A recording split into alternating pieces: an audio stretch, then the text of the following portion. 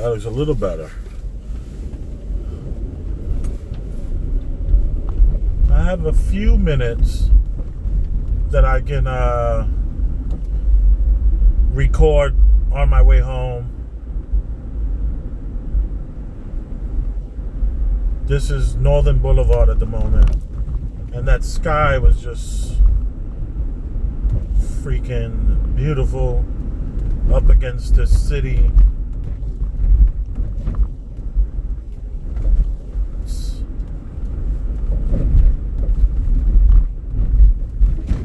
This to the left of us is a Major World, where they sell, something like 500 cars a week. A month? Is it a month? Yeah, 500 a month? I don't know.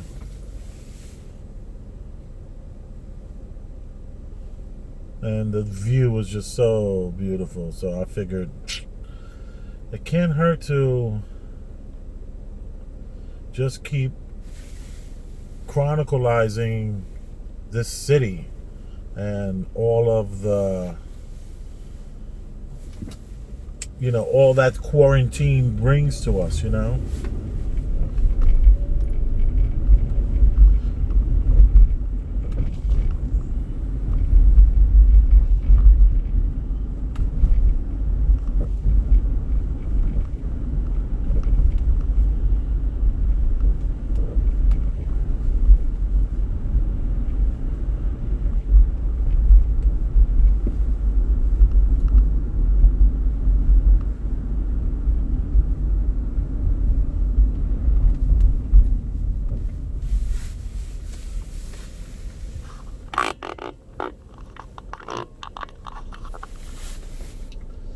I've never been here before to eat. Maybe I'll try it after this event.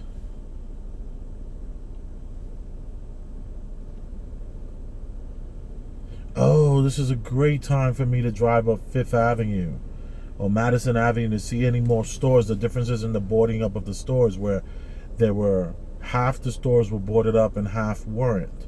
So now we can check it out. Let me see if I have enough time. It says I got about 15, 16 minutes.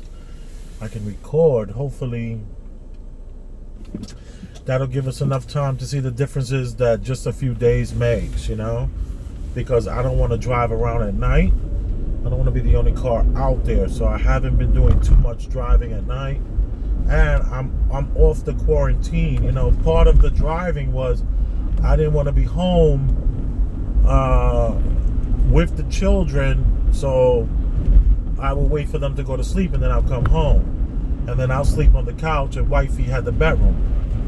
So after about 13 days, and then we had the kids stay with the grandmother for 5 days, because she already did her 14 days early when this whole thing started. She worked for the Marriott. She did her 14 days, so the kids were with her, and that's how we worked it out. We quarantined by me getting in the car, answering emails, doing a whole bunch of work, using this as my office, and then I decided to drive around and just show the city and see what's going on here, and chronicalizing that. So that's what we did, and I find it to be pretty amazing.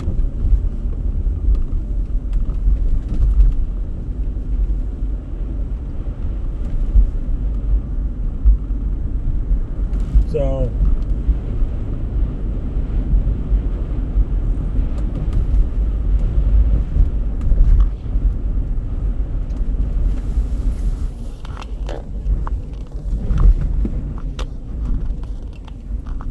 yeah, I'm glad those cars got away from me, because it just was looking a little too packed. What quarantine?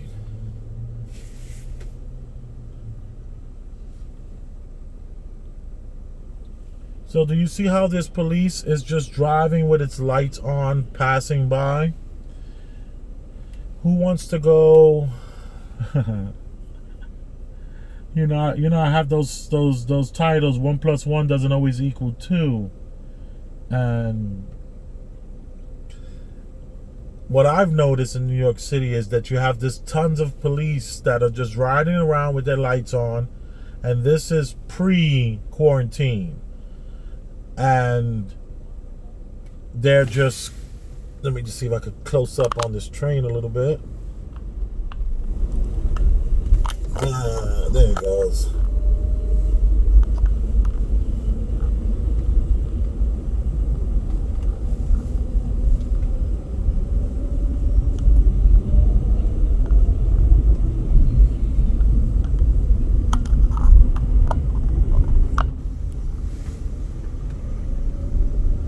So you have all these police that are driving by, and just some of them are driving 4 and 5 deep. And what they call that in New York is a show of force. They like to drive around 4 and 5 deep, nowhere to go. They just lights are flying, no sound. Then I started to think a little deeper, and I was thinking about how when I first stopped watching television and stopped listening to music, I was getting these major headaches. And these headaches, I attribute them to maybe being away from the frequency of the radio and the frequency of the television, that I started to get these major headaches, like coming off of drugs kind of thing. And then after about 2 or 3 months, the headaches kind of went away. And I think about how, what if there's some sort of resetting going on? What if there's some sort of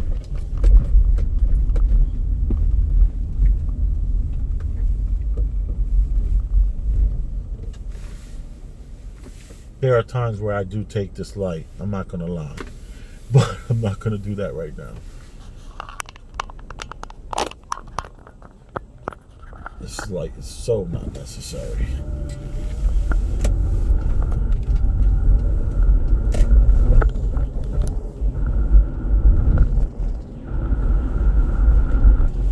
So it was like it wasn't until I stopped watching television that I started to think differently about the world.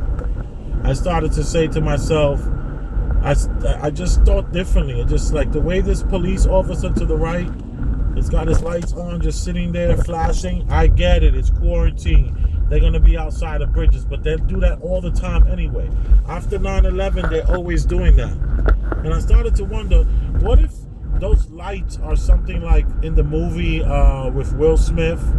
You know how they put that red light in front of you and they can just like flash into whatever they want. Like, you know, they can just tell you, you were never here. You didn't see what you just saw. And all that kind of silliness. But what if there was some truth to that, to some degree? What if the flashing lights provide us a way to constantly see our reality for what it is? See our reality, like these devices, the television and the radio, keep us in tune with what we see as being real. Because if, let's say, this was some sort of computer program and we're part of some sort of matrix, then there's going to be a massive amounts of glitches in the system. All systems have glitches. Come on. What system doesn't have a glitch? What operating system does not need to be repaired to some degree? And what happens if you go too long away from the system? Like if you keep yourself away from television, if you keep yourself away from the radio, you keep yourself away from Bluetooth, and you keep yourself away from all these kind of different signals that are happening. I remember I started listening to different signals that they have on the internet already for you, and I remember sleeping with certain frequencies playing, and then I started to realize, wait a minute, if any of this is real that I'm saying, then why would I readily be available to have frequencies that I really need opposed to the ones that are given to me that I don't need? Like, come on. So I stopped dealing with and listening to any of those frequencies, because who's to say that it's, 16.7 versus, 11.3, and, you got to turn the volume here and there. Who's to tell? How do we know any of that is real? This is all part of the system. The system pushes the agenda. They push it.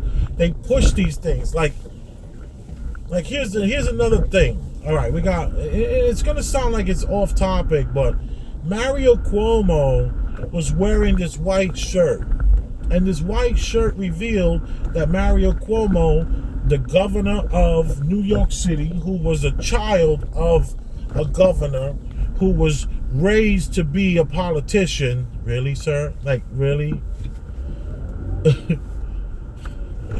Respectfully, what are you doing? So, it looks like Bloomingdale's they still got stuff in their windows. Bloomingdale's. Sunglasses, all kind of stuff. Still in the Bloomies windows. Let me go around the block really quickly.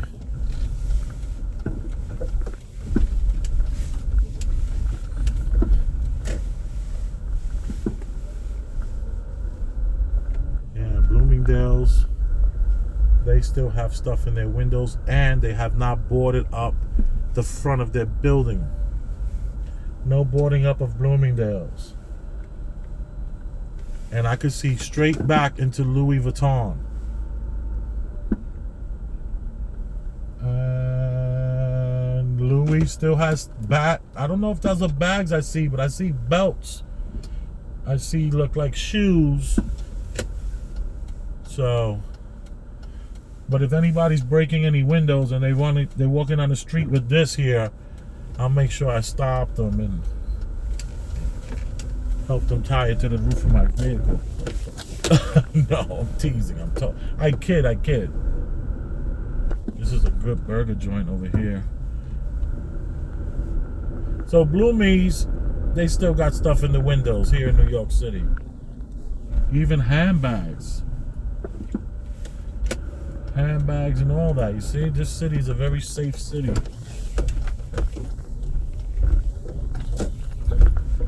Oh wow, that was nice. Yeah, Bloomies is popping.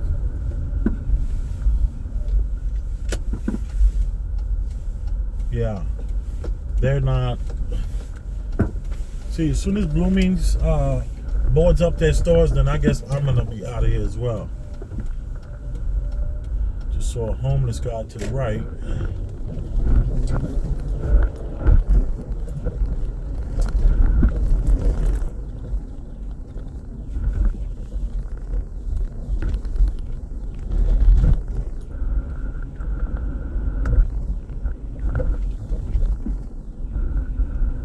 Remember I passed by these guys?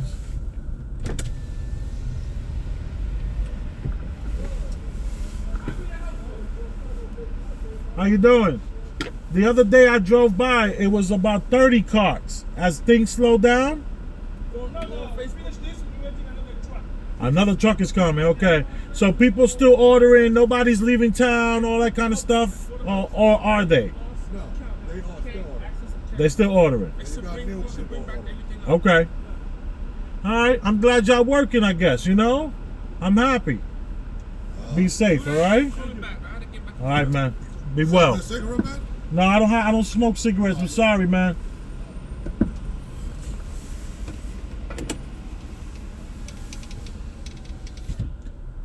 They're waiting on the other truck.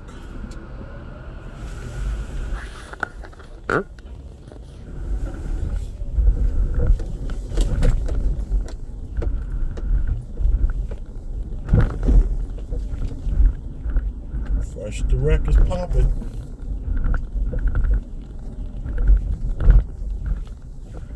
You know, I still have my certificate of authority. And what a certificate of authority does is allows you to accept sales tax. And my certificate of authority allows me to get into the restaurant supply store. So what I'm thinking about doing is going to the restaurant supply store. I know all the people there, so it's not going to be a problem getting in. And then kind of see what's the mood like. Because they're still open. I just drove by the restaurant supply store. Oh, they still got their shoes in the window. Wow. Okay. So I'm looking across the street as well, and it looks like the people that had stuff in the windows still have stuff in the windows.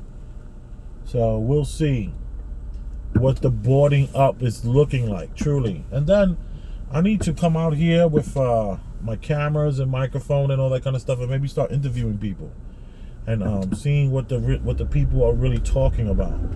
Get the real pulse, because unfortunately, living in New York City, it's just like it feels like it's just one angle, and that's just let's just do what we're told. We don't want no smoke.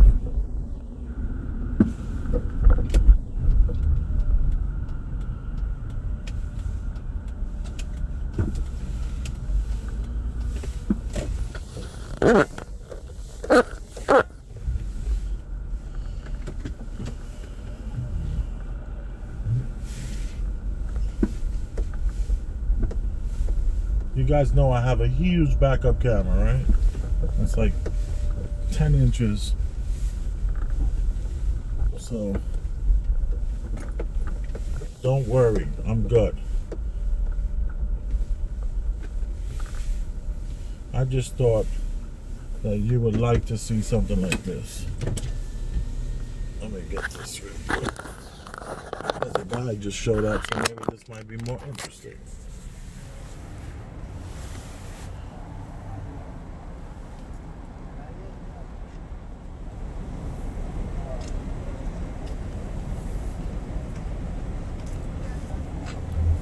How you doing? How you doing? I see you talking to the bears.